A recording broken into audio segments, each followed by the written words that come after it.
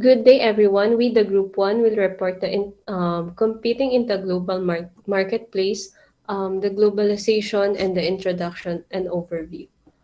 First, next. Okay. There are no secrets to success. It is the result of preparation, hard work, learning from failure by Colin Powell. Next po. Globalization, introduction, and overview. Next po. Good day, my name is Alyssa Irish Ramos and I will report the globalization introduction.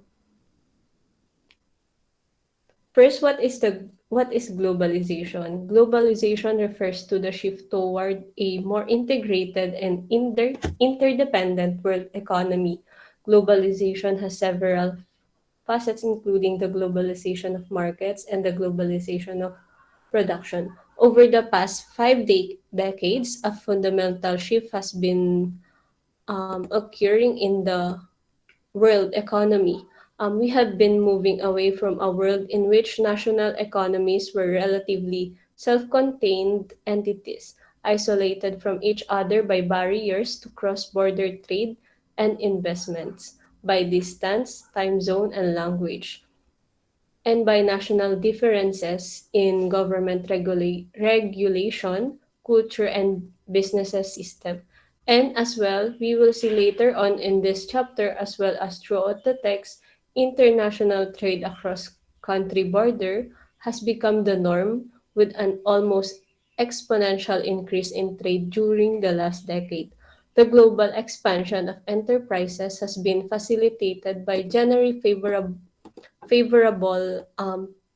political and economic trends.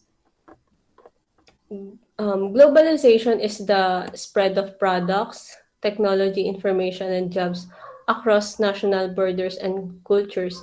In economic terms, it describes an interdependence of nations around the globe fostered through free trade.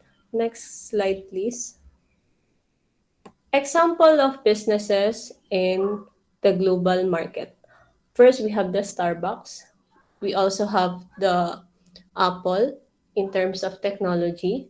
We have the IKEA in terms of furniture. This three company has been competing around the globe with with having a different strategy and market um, goals. um, Corporation and developed nation can gain a competitive edge through globalization. These three company, for example, they are doing it for have a competitive advantage against their competitors. Developing countries also benefit through globalization as they tend to be more cost effective and therefore attract jobs. Um, Also, the benefits of globalization have been questioned as the positive effects are not necessarily distributed equally. And lastly, one clear result of globalization is that an economic downturn in one country can create a domino effect through its trade partners. For the next supporter, we have Firib Abasolo. Thank you, Ms. Ramos. So, what is the globalizations of market? Globalization is the process of integrating historically diverse and separate national markets into a single massive global market. In many markets today, consumer tastes and preferences from many countries are convergent on a global standard. Coca-Cola, Starbucks, Sony PlayStation, and McDonald's hamburger are just a few examples of the globalization of market. So, what is the benefits of having a globalization of market? First is reduces marketing costs. Second is create new market opportunities. Third is local buyer needs. And uh, last is the global sustainability. So, what is the globalization of productions? Uh, Globalization of production is the global integration of economic activity by private capital units. The ability of the multinational company or corporations to harmonize, integrate, and make its productions flexible. It's a vital part of cost for diesel. The latest communications and robotics technologies have greatly improved these capabilities. Final products can be constructed from a variety of separate units manufactured in a variety of nations, uh, and they be and they can be produced in a flexible manner to suit changing demand and satisfy customized market niches. Um, so, what is the impact of globalizations of production in international business and trade? Globalization encourages companies to internalize and to sustainably increase the volume and types of cross-border transaction in goods, services, and capital.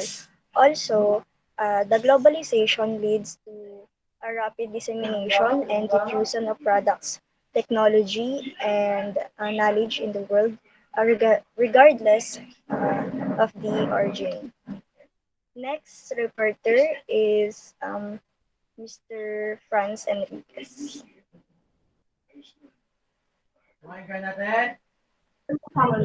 Thank you, Miss Abasolo.